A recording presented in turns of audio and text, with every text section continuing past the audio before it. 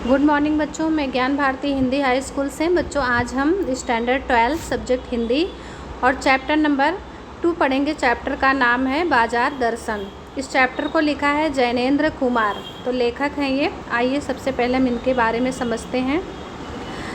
जैनेंद्र कुमार का जन्म सन 1905 ईस्वी अलीगढ़ उत्तर प्रदेश में हुआ। इनकी प्रमुख रचनाएं प्रक, आनाम, स्वामी, सुनीता, त्यागपत्र, कल्याणी, जयवर्धन, मुक्तिबोध। उपन्यास इनका है वातायन, एक रात, दो चिड़िया, फांसी, नीलम, देश की राजकन्या, पाजेब। कहानी संग्रह, प्रस्तुत प्रश्न, जड़ की बात, पूर्वोदय, साहित्य का श्रेय और प्रेय, सोच विचार, समय और हम, विचार प्रधान निबंध संग्रह इत्यादि इन्होंने ये कृतियाँ लिखी हैं।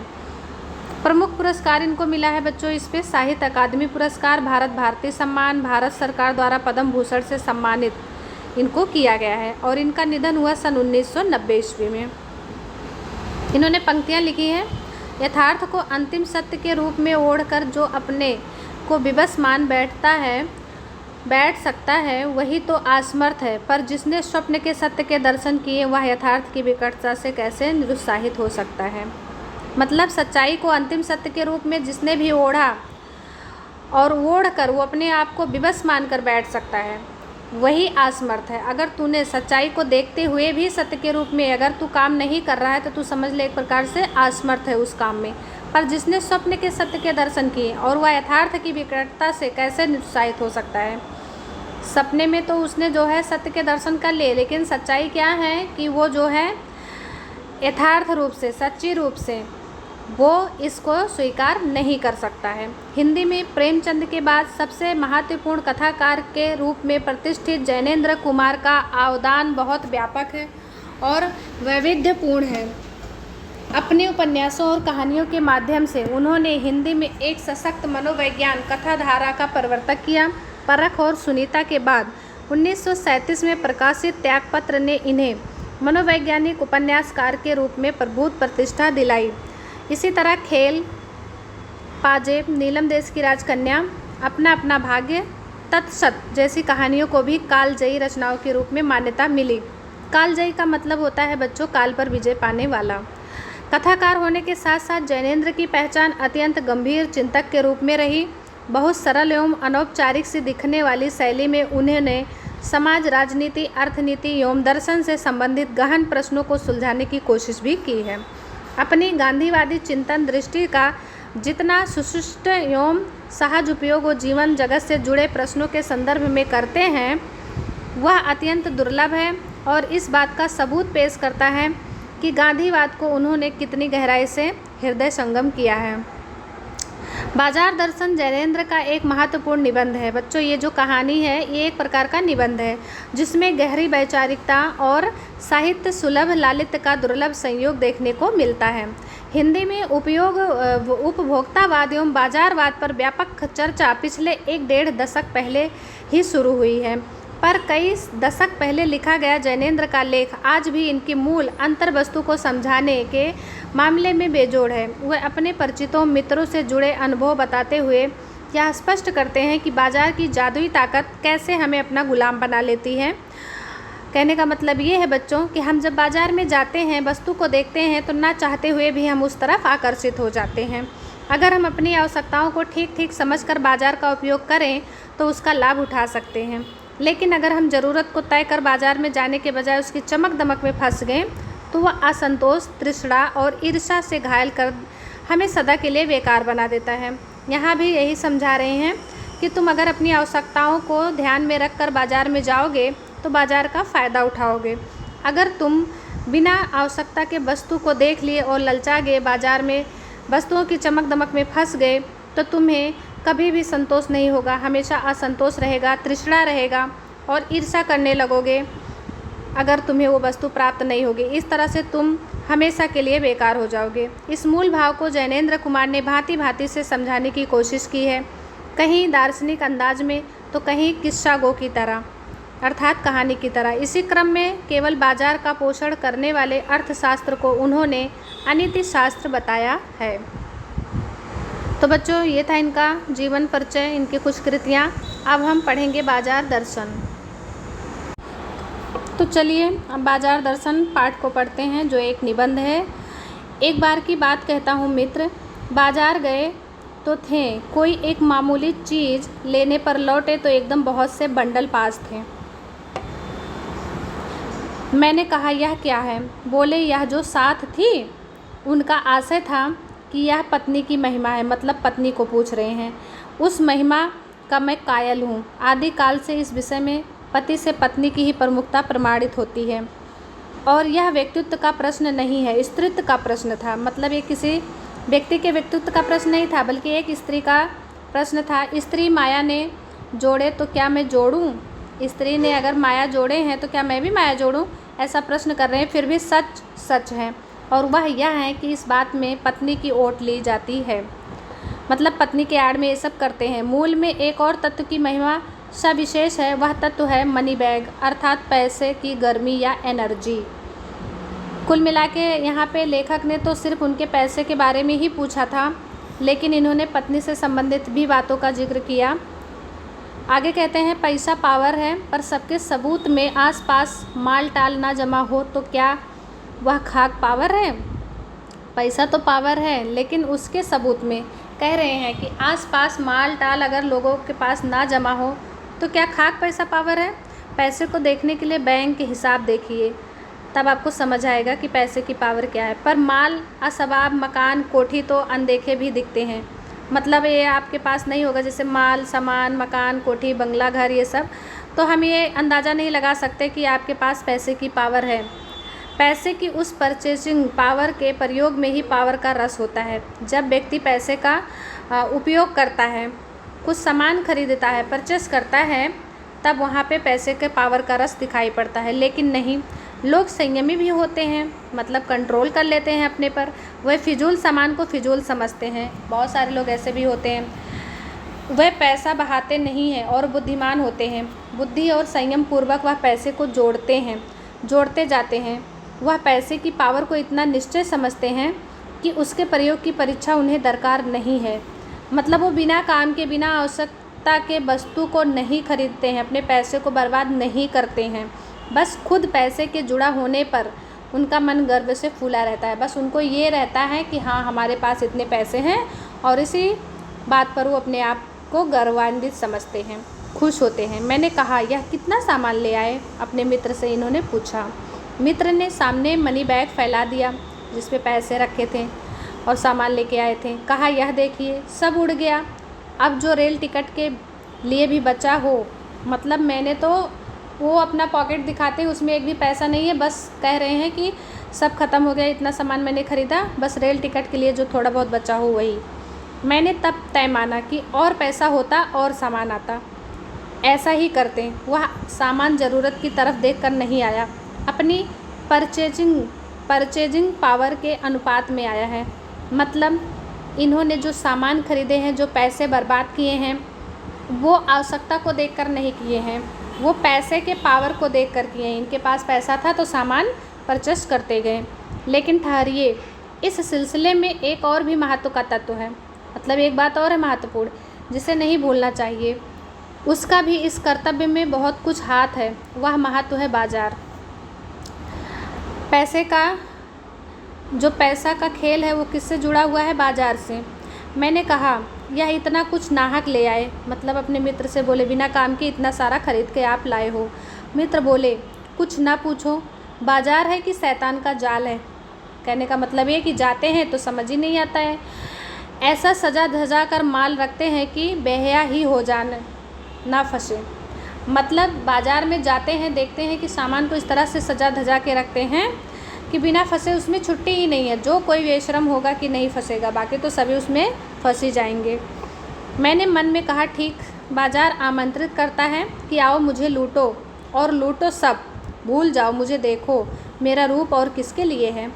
तो ऐसा जो है लेखक सोच रहे हैं कि सही बात है, बाज़ार तो इस तरह से लोगों को अपनी तरफ आकर्षित तो करता ही है, आमंत्रित भी करता है कि आइए और जो है मुझे लूटिए और सब कुछ भूल जाओ, मुझे देखो और मेरे इस बाजारू रूप को देखो, मैं तुम्हारे लिए हूँ। नहीं कुछ चाहते हो तो भी देखने में क्या हर्ज है। मतलब बच्चों एक उदाहरण है, जैसे अभी आप लाल दरवाज़ा मार्केट में जाते हो तो कितने सामान सजे होते हैं फुटपाथ पे, दुकानों में। तो व्यक्ति जितने वहाँ जाते हैं सब खरीदते ही नहीं, कितने सारे तो ऐसे होते हैं जो सिर्फ देखने के लिए जाते हैं और उस सामान की तरफ आकर्षित हो जाते हैं और ना चाहते हुए भी उस सामान को खरीद लेते हैं, जिससे उनके जो है पैसे बर्बाद होते हैं। तो वही चीज़ यहाँ समझा रहे हैं। अजी आओ भी इस आमंत्रण में यह खूबी है कि आग्रह नहीं है, आग्रह तिरस्कार जगाता है, लेकिन ऊंचे बाजार का आमंत्रण मूक होता है। लेकिन यहाँ पे क्या कह रहे हैं बच्चों कि जैसे मॉल वगैरह होते हैं बड़े बड़े, तो वो भी बाज़ार के रूप में आता है, लेकिन वो बुलाते नहीं है कि आओ हमारा मॉल खुल गया है, इसमें बहुत सारे सामान सजे हैं, खरीदो। और उससे चाह जगती है। चाह मतलब अभाव, मतलब मॉल में जाने से जिस व्यक्ति के पास पैसे कम होते या नहीं होते हैं वो रुकते हैं, थोड़ा सोचते हैं, उनके अंदर ये समझ आता है कि मेरे पास पैसे का अभाव है, हम उसमें नहीं जा सकते अभी। चौक बाज़ार में खड़े होकर आदमी को लगने लगता है कि उसके अपने पास काफ़ी नहीं है, मतलब उसके अपने पास इतने पैसे नहीं है कि वो सारे सामान को परचेस कर सके, खरीद सके। और चाहिए मेरे यहाँ कितना परिमित है और यहाँ कितना अतुलित है। ओ मतलब मेरे यहाँ तो सीमित पैसे हैं और उस पैसे से ही मुझे जो है अपना सब कुछ खरीदना है, चलाना है। कोई अपने को ना जाने तो बाज़ार का यह शौक़ उसे कामना से विकल बना छोड़े। विकल क्यों, पागल बना दे। मतलब कोई व्यक्ति अपने आप पे ऐसा कंट्रोल ना करें तो बाज़ार तो ऐसी चीज़ है कि वहाँ जाने पर वो व्यक्ति को पागल बना देता है, असंतोष पैदा कर देता है उसके अंदर, तृष्णा और ईर्ष्या से घायल कर देता है मनुष्य को सदा के लिए, और यह बेकार बन जाता है मनुष्य उससे। एक और मित्र की बात है, यहाँ पे लेखक बताते हैं कि यह दोपहर के पहले के नए गाए बाज़ार से कहीं शाम को वापस आए। मतलब ये अपने दूसरे मित्र की बात बताते हैं कि दोपहर के पहले लगभग ये गए थे बाज़ार और लौटे शाम को। आए तो खाली हाथ, इनके हाथ में कुछ भी नहीं था। अब देखो यहाँ बच्चों चित्र है और ये बाज़ार है यानी दुकान है, और ये व्यक्ति जो है सामान खरीद रहा है और क्या सोच रहा है, मन तो करता है कि सभी कुछ खरीद लूँ। मतलब ये बाज़ार में सामान को देख के ललचा रहा है, लेकिन अपनी आवश्यकता अनुसार, अपने पैसों के अनुसार इन वस्तुओं की खरीदी नहीं कर रहा है। फिर आगे कहते मैंने पूछा कहाँ रहे इतना देर, तो बोले बाज़ार देखते रहे। मैंने कहा बाज़ार को देखते क्या रहे, बाज़ार को क्या देख रहे थे जब सामान नहीं खरीदना था। तो बोले क्यों बाज़ार, अरे यार सामान नहीं खरीदना था तो नहीं सही, बाज़ार तो देख ही सकते हैं। तब मैंने कहा लाए तो कुछ भी नहीं। तो बोले हाँ, पर यह समझ ना आता था कि ना लूँ क्या लूँ, सभी कुछ तो लेने को जी होता है। मतलब बाज़ार में तो मैं गया तो मुझे समझ ही नहीं आया कि क्या लूँ क्या ना लूँ, मन करता था सब कुछ खरीद लूँ। कुछ लेने का मतलब था शेष सब कुछ को छोड़ देना, पर मैं कुछ भी नहीं छोड़ना चाहता था, इससे मैं कुछ भी नहीं ले सका।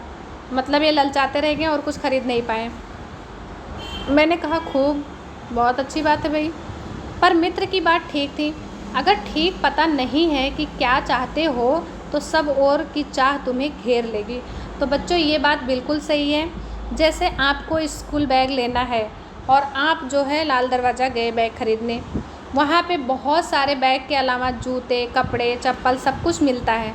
अगर आप ये घर से तय करके नहीं गए हैं कि आपको बैग ही लेना है, इसके अलावा कुछ भी नहीं, तो आप बाज़ार में भ्रमित हो जाएंगे और बैग के अलावा आप कोई भी सामान नहीं खरीद पाएंगे। बैग क्या, कुछ भी नहीं खरीद पाएंगे, उसी में आप घूमते रह जाएंगे। तो यहाँ पे वही लेखक जो है समझा रहे हैं कि मित्र की बात ठीक है, अगर ठीक पता नहीं है कि क्या चाहते हो तो सब और की चाह जो है वो तुम्हें घेर लेगी कि ये भी ले ले, वो भी ले ले, वो भी ले ले, क्या लूँ क्या ना लूँ, और तब परिणाम जो है वो त्रास ही होगा, मतलब ख़राब आएगा, गति नहीं होगी, कर्म नहीं होगा। फिर बाज़ार में एक जादू है, वह जादू आँख की राह काम करता है। आँख जो देखता है जादू उसी तरीके से काम करता है, वह रूप का जादू है। पर जैसे चुंबक का जादू लोहे पर ही चलता है, वैसे ही इस जादू की मर्यादा है जेब भरी हो और मन खाली हो। ऐसी हालत में जादू का असर खूब होता है। जैसे आपके जेब में पैसे भरे हों और आपको खूब सारी वस्तु लेना हो, तो ही जो है बाज़ार का जादू आपके ऊपर चल पाएगा। जेब खाली पर मन भरा हो तो भी जादू चल जाएगा। मन खाली है तो बाज़ार की अनेकानेक चीज़ों का निमंत्रण उस तक पहुंच जाएगा। कही हुई उस वक्त जेब भरी तो फिर वह मन किसकी मानने वाला है। अगर आपके पास पैसे नहीं है तो भी लेने की इच्छा हो रही है, और अगर पैसे है तब तो लेने की इच्छा होगी ही। एक बात और है बच्चों कि अगर वस्तु आपके पास है और पैसे भी है, फिर भी आप वो वस्तु देख रहे हो तो आपको लेने की इच्छा तो भी होगी। तो इस तरह से बाजार का जादू लोगों पर चलता है। यह भी लूँ वह भी लूँ, सभी सामान ज़रूरी और आराम को बढ़ाने वाला मालूम होता है, पर यह सब जादू का असर है। जादू की सवारी उतरी कि पता चलता है फैंसी चीज़ों की बहुतायत आराम में मदद नहीं देती बल्कि खलल ही डालती है। हम कोई भी फैंसी चीज़ देखते हैं तो हमारे लेने की इच्छा होती है, लेकिन बच्चों वो हमारे ज़्यादा काम नहीं आती है, बल्कि उस वस्तु को लेने के बाद अगर वस्तु बिगड़ जाती है तो हमको परेशानी होती है। थोड़ी देर को स्वाभिमान को ज़रूर सेक मिलता है कि हाँ मैंने ये चीज़ ले लिया, ख़रीद लिया, मेरे पास है, पर इससे अभिमान की गिल्टी की और खुराक ही मिलती है, बाद में पछताना पड़ता है। जकड़ रेशमी डोरी की हो तो रेशम के स्पर्श के मुलायम के कारण क्या वह कम जकड़ होगी? नहीं। पर उस जादू की जकड़ से बचने का एक सीधा सा उपाय है कि वह यह कि बाज़ार जाओ तो खाली मन ना हो। मतलब बाज़ार जाओ तो आपका मन भरा हो, ऐसा सोच के जाओ कि मेरे पास सब कुछ है, मुझे कुछ नहीं चाहिए। मन खाली हो तब बाज़ार मत जाना। अगर तब जाओगे तब तो सब चीज़ों को खरीदने की इच्छा होगी। कहते हैं लू में जाना हो तो पानी पीकर जाना चाहिए, पानी भीतर हो तो लूपन व्यर्थ हो जाता है। मतलब अगर आपके शरीर में संपूर्ण मात्रा में पानी होगी तो लू आपके ऊपर काम नहीं करेगा। वही चीज़ यहाँ पे समझा रहे हैं कि मन खाली हो तब आप बाज़ार जाओ, अगर आपका मन भरा हो तब जाओ, अगर मन खाली हो तब बाज़ार आप मत जाओ, क्योंकि तब आपके ऊपर बाज़ार का जादू चल जाएगा।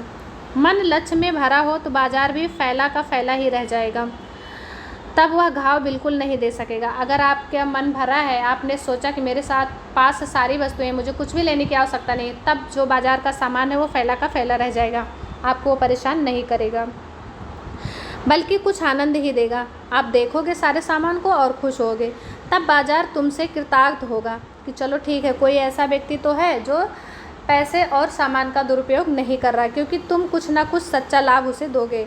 बाज़ार की असली कृतार्थ है आवश्यकता के समय काम आना। मतलब बाज़ार में रखी हुई वस्तु का यही जो है कृतार्थ है कि जिस व्यक्ति को जिस वस्तु की आवश्यकता हो उसी वस्तु को लेना चाहिए, तभी बाज़ार जो है सार्थक माना जाता है।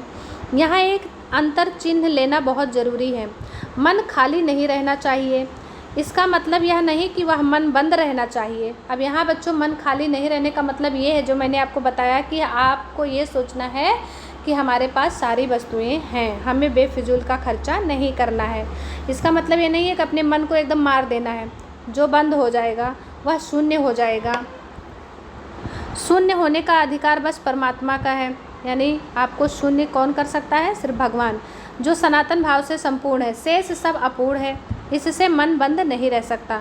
सब इच्छाओं का निरोध कर लोगे, यह झूठ है। ये भी सही बात है कि सभी इच्छाओं का निरोध आप नहीं कर सकते हो, और अगर इच्छा निरोध स्तपः का ऐसा ही नकारात्मक अर्थ हो तो वह तप झूठ है। तप करने से इच्छाओं की जो है पूर्ति हो जाती है, इच्छा ख़त्म हो जाते हैं, ये बात भी झूठ है। ऐसे तप भी झूठ होते हैं। वैसे तप की राह रेगिस्तान को जाती होगी, मोक्ष की राह वह नहीं है। ठाठ देकर मन को बंद कर रखना जड़ता है, और लोभ का यह जितना नहीं है कि जहाँ लोभ होता है यानी मन वहाँ नकार हो। यह तो लोभ की ही जीत है और आदमी की हार है। आँख अपनी फोड़ डाली तब लोभनीय के दर्शन से बचे तो क्या हुआ? ऐसा इस तरह से लोभ से बचना कोई जो है बचना है कि तूने अपनी आँख फोड़ दी फिर लोभ से बचे? अरे आँखें होते हुए आप सामान को देखो लेकिन लोभ ना करो, तब जो है व्यक्ति की जीत होगी, नहीं तो लोभ का जीत होगा। ऐसे क्या लोभ मिट जाएगा? नहीं मिटेगा। भले आँखें नहीं है पर किसी के मुंह से सुनोगे तो आपके मन में लालच तो आएगा ही। और कौन कहता है कि आँख फूटने पर रूप दिखना बंद हो जाएगा? ये गलत बात है। मन से लोग देखेंगे। क्या आँख बंद करके ही हम सपने नहीं देख लेते हैं? तो उसी तरह से मन से देखेंगे। और वह सपने क्या चैन भंग नहीं करते हैं? बिल्कुल करते हैं। इससे मन को बंद कर डालने की कोशिश तो अच्छी नहीं है, वह अकारत है, बिना काम का। यह तो हठ वाला योग है, शायद हठ ही हठ है, योग नहीं है। इससे मन कृश भले हो जाए और पीला और असक्त जैसे विद्वान का ज्ञान, वह मुक्त ऐसे नहीं होता। इससे वह व्यापक की जगह संकीर्ण और विराट की जगह क्षुद्र हो जाता है। इसीलिए उनका रोम रोम मूद कर बंद तो मन को करना नहीं चाहिए। वह मन पूर्ण कब है? हम में पूर्णता होती है तो परमात्मा से अभिन्न हम महाशून्य ही ना होते। अपूर्ण है मन जो है कभी पूर्ण नहीं होता। इसी से हम हैं। सच्चा ज्ञान सदा इसी अपूर्णता के बोध को हम में गहरा करता है। व्यक्ति के अंदर एक अहंकार आता है। सच्चा कर्म सदा इस अपूर्णता की स्वीकृति के साथ होता है। अतः उपाय कोई वही हो सकता है जो बलात् मन को रोकने को ना कहे, मतलब अपने इस चंचल मन को रोकने की कोशिश ना करे या ना कहे।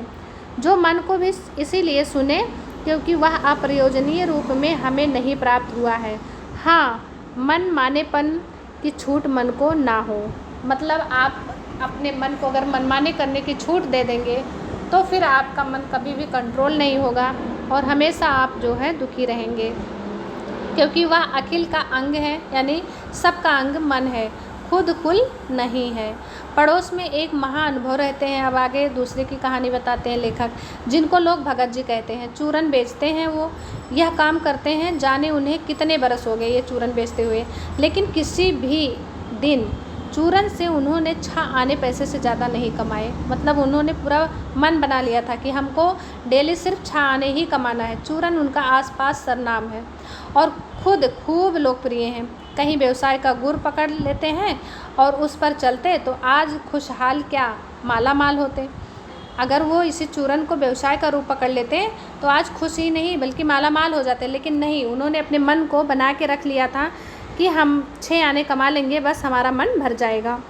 क्या कुछ उनके पास ना होता। इधर 10 वर्ष से मैं देख रहा हूँ उनका चूरन हाथों हाथ बिक जाता है, पर वह ना उसे थोक देते हैं ना व्यापारियों को बेचते हैं। पेश की ऑर्डर कोई नहीं लेते हैं। बधे वक्त पर अपनी चूरन की पेटी लेकर घर से बाहर नहीं हुए कि देखते देखते 6 आने की कमाई उनकी हो जाती है। लोग उनका चूरन लेने को उत्सुक रहते हैं। चूरन से भी अधिक शायद वह भगत जी के प्रति अपनी सद्भावना का ये देने को उत्सुक रहते हैं कि हम अपने भगत जी से ही खरीदेंगे चूरन। पर 6 आने पूरे हुए नहीं कि भगत जी बाकी चूरन बालकों को मुफ्त में बांट देते हैं। कभी ऐसा नहीं हुआ कि कोई उन्हें 25वां पैसा भी दे सके। कभी चूरन में लापरवाही नहीं हुई और कभी रोग होता भी उन्हें नहीं देखा है। तो इसका क्या मतलब हुआ बच्चों की, मतलब भगत जी जो थे वो अपने मन को इस तरह से बना के रखे थे, मतलब बना के रखे थे कि हम 6 आने रोज़ डेली कमाएंगे, इससे ज़्यादा मुझे और कुछ नहीं चाहिए। उनके अंदर लोभ नहीं था और वो पैसे के पीछे नहीं भाग रहे थे। और तो नहीं, लेकिन इतना मुझे निश्चय मालूम हो गया कि इन चूरन वाले भगत जी पर बाजार का जादू दर्शन नहीं चल सका। कहीं आप भूल कर ना बैठिएगा, इन पंक्तियों को लिखने वाला मैं चूरन नहीं बेचता हूँ। जी नहीं, ऐसी हल्की बात भी नहीं सोचिएगा। यह समझिएगा कि लेख के किसी भी मान्य पाठक से उस चूरन वाले को श्रेष्ठ बताने की मैं हिम्मत कर सकता हूँ। क्या जाने उस भोले आदमी को अक्षर ज्ञान तक भी ना हो, और बड़ी बातें तो उसे मालूम क्या होगी, और हम आप ना जाने कितनी बड़ी बड़ी बातें जानते हैं। इससे यह तो हो सकता है कि वह चूरन वाला भगत हम लोगों के सामने एकदम नाचीज आदमी हो, बिना काम का हो, लेकिन आप पाठकों की विद्वान श्रेणी का सदस्य होकर भी मैं यह स्वीकार नहीं करना चाहता हूँ कि उस अपदार्थ प्राणी को वह प्राप्त है जो हम में से बहुत कम को शायद प्राप्त है। यानी उसके अंदर वो गुण है कि वो चूरन बेचकर एक व्यापारी बहुत बड़ा बिजनेसमैन भी बन सकता है, लेकिन वो ऐसा नहीं कर रहा है। उस पर बाजार का जादू वार नहीं कर पाता है। माल बिछा रहता है और उनका मन अडिग रहता है कि हमें जितना पैसा चाहिए उतना ही चाहिए, उससे ज़्यादा नहीं। पैसा उनसे आगे होकर भीख तक मांगता है कि मुझे ले लो, लेकिन फिर भी वो इनकार कर देते हैं। उनके मन में पैसे पर दया नहीं समाती। वह निर्मम व्यक्ति पैसे को अपने आहत गर्भ में बिलखता ही छोड़ देते हैं कि मतलब नहीं लेते पैसे। ऐसे आदमी के आगे क्या पैसे की व्यंग शक्ति कुछ भी चलती होगी? नहीं। क्या वह शक्ति कुंठित रहकर संलज्ज ही ना हो जाती होगी? हाँ, बिल्कुल हो जाती है। पैसे की व्यंग शक्ति की सुनिए, वह दारुण है, मतलब कठोर। मैं पैदल चल रहा हूँ कि पास ही धूल उड़ाती निकल गई मोटर। वह क्या निकली? मेरे कलेजे को कौंधती एक कठिन व्यंग की लीक ही आर से पार हो गई, जैसे किसी ने आंखों में उंगली देकर दिखा दिया हो कि देखो उसका नाम है मोटर। मतलब लेखक जा रहे होते हैं, सामने से एक मोटर गाड़ी आती है, इतना सारा धूल उड़ जाता है, उसी में वो गुम हो जाते हैं और एकाएक उसी को देखने लगते हैं। तो ऐसा लगता है जैसे किसी ने उंगली कर दिया हो आँख में और बोला हो देखो मोटर जा रहा है, और तुम उससे वंचित हो, तुम्हें पता भी नहीं चला। यह मुझे अपनी ऐसी विडंबना मालूम होती है कि बस पूछिए नहीं। मैं सोचने को हो आता हूँ कि हाय, यही माँ बाप रह गए थे जिनके यहाँ मैंने जन्म लेने को था, क्यों ना मैं मोटर वालों के यहाँ हुआ, आखिर वो मोटर से जा रहे हैं, मैं पैदल पैदल जा रहा हूँ, तो ऐसे माँ बाप के यहाँ मैंने क्यों नहीं जन्म लिया। उस व्यंग में इतनी शक्ति है कि जरा मुझे अपने सगों के प्रति कृतज्ञ कर देती है। लेकिन क्या लोक वैभव की यह व्यंग शक्ति उस चूरन वाले अकिंचितकार मनुष्य के आगे चूर चूर होकर नहीं रह जाती होगी? बिल्कुल हो जाती होगी, क्योंकि उनको इन सब से कोई मतलब ही नहीं था। चूर चूर क्यों, कहो पानी पानी, यानी शर्मिंदा हो जाते होंगे। तो वह क्या बल है जो इस तीखे व्यंग के आगे ही अजेय ही नहीं रहता, बल्कि मानो उस व्यंग की क्रूरता को ही पिघला देता है? तो ये है मन का भरा होना, मन पे संयम रखना। उस बल को नाम जो दो, पर वह निश्चय उस तल की वस्तु नहीं है जहाँ पर संसारी वैभव फलता फूलता है। वह कुछ अपर जाति का तत्व है।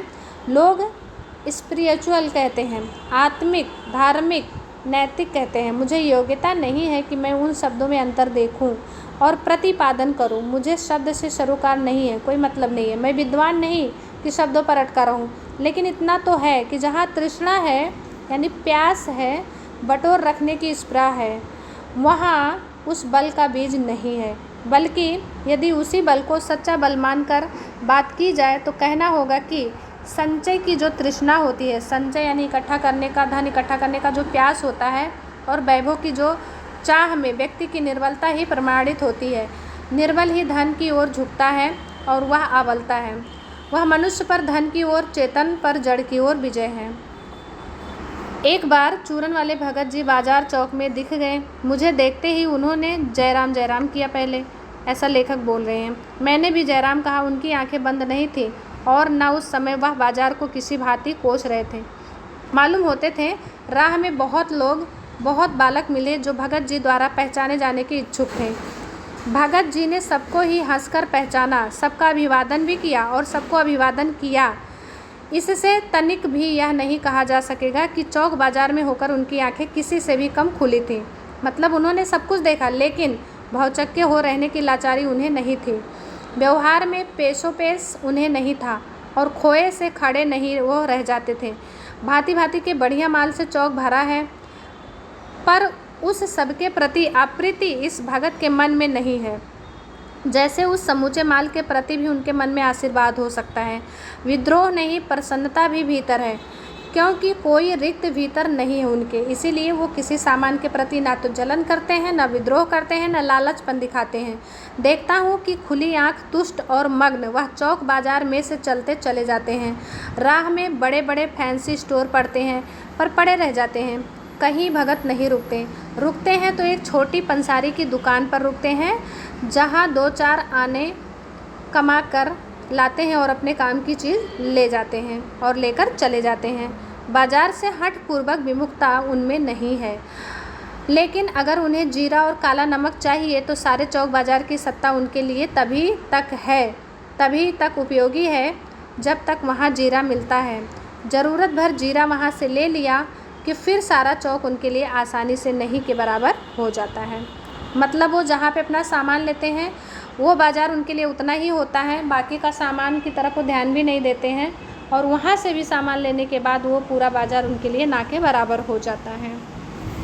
तो इस तरह से वह जानते हैं कि जो उन्हें चाहिए वह है जीरा नमक। बस इस निश्चित प्रतीति के बल पर शेष सब चांदनी चौक का आमंत्रण समझते हैं और उन पर व्यर्थ होकर बिखरा रहता है।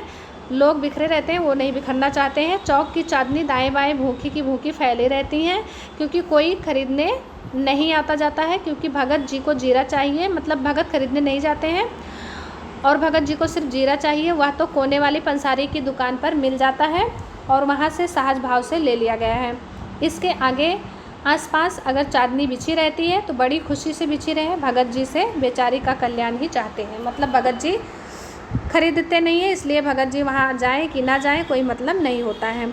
यहाँ मुझे ज्ञात होता है कि बाजार को सार्थकता भी वही मनुष्य देता है जो जानता है कि वह क्या चाहता है, और जो नहीं जानता कि वह क्या चाहते हैं अपनी परचेजिंग पावर के गर्भ में अपने पैसे से केवल एक विनाशक शक्ति, शैतानी शक्ति, व्यंग की शक्ति ही बाजार को देते हैं। जिन व्यक्ति के पास, कहने का मतलब ये है बच्चों कि पैसे ज़्यादा होते हैं, सामान भी होते हैं, आवश्यकता नहीं है, तो भी जो है वो अपने पैसे की गर्मी दिखा करके वो बाज़ार को जो है जा कर के सामान खरीदते हैं, लेकिन ऐसा करने से ना तो वे बाज़ार से लाभ उठा सकते हैं, ना उस बाज़ार को सच्चा लाभ दे सकते हैं। वह लोग बाज़ार का बाज़ारूपन सिर्फ बढ़ाते हैं। ऐसे अमीर लोग जो होते हैं, जिनका मतलब है कि कपट बढ़ाते हैं। कपट की बढ़ती का अर्थ परस्पर में सद्भाव की घटी हो जाती है, और इस सद्भाव के ह्रास पर आदमी आपस में भाई भाई और सुहृदय और पड़ोसी फिर रह ही नहीं जाते। मतलब एक दूसरे से जलन करते हैं, मार काट करते हैं, झगड़े लड़ाई करते हैं, और आपस में कोरे गाहक और बेचक की तरह व्यवहार करते हैं, मानो दोनों एक दूसरे को ठगने की घात में होते हैं। एक ही हानि में दूसरे का अपना लाभ दिखने लगता है, और यह बाज़ार का बल्कि इतिहास का सत्य माना जाता है। ऐसे बाज़ार को बीच में लेकर लोगों में आवश्यकता का आदान प्रदान नहीं हो सकता, बल्कि शोषण होने लगता है। तब कपट सफल होता है वहाँ पे, और निष्कपट शिकार बन जाता है। बेचारे जिनको वस्तु चाहिए वो प्राप्त नहीं होती, जिनको नहीं चाहिए वो ज़्यादा दाम में लेकर के खरीद लेते हैं। ऐसे बाज़ार मानवता के लिए विडंबना बन जाती है, और जो ऐसे बाज़ार का पोषण करता है, जो उसका शास्त्र बना हुआ है, वह अर्थशास्त्र सरासर औंधा है, मतलब बेकार है, गलत है। वह मायावी शास्त्र कहलाता है, और वह अर्थशास्त्र अनीति शास्त्र भी कहलाता है, मतलब वो समाज के लिए अच्छा नहीं होता है। तो ये था बाज़ार दर्शन का पूरा जो है कहानी बच्चों। अब इससे संबंधित नीचे प्रश्न हैं। इन प्रश्नों को आप पहले इस पाठ को 2 बार पढ़िएगा, समझिएगा, इसके बाद इन प्रश्नों को उसमें से ढूंढ कर लिख कर याद करिएगा। इसके साथ नीचे कुछ शब्दार्थ भी दिए हैं, उस शब्दार्थ को भी आपको लिखकर याद करना है, जिसे हम शब्द छवि कहते हैं। और ये पाठ यहाँ पे पूरा होता है।